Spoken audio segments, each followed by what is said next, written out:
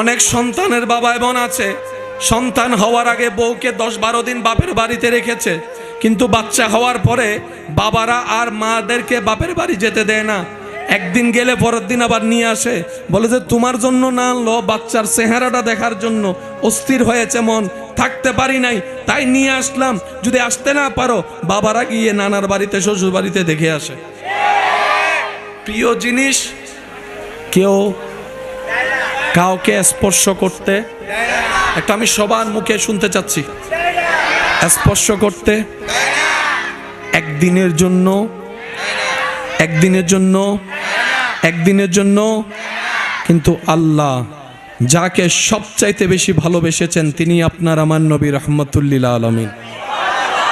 ইসলাম জানার চাইতে বেশি বোঝা দরকার।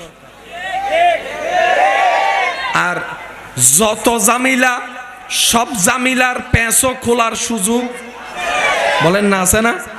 দিন দিন নতুন নতুন রকমের জামিলা আসে না, সমাধানও বের হয় না, নতুন নতুন রোগ আসে না, চিকিৎসাও বের হয় না। প্রত্যেকটা কিছুই এরকম, শুধু আপনার মনটা পরিষ্কার থাকতে হবে। মন যদি পরিষ্কার থাকে, চিন্তা যদি উন্মুক্ত থাকে, তাহলে আপনাকে আল্লাহ তাআলা সমাধানের অবশ্যই ব্যবস্থা করবেন।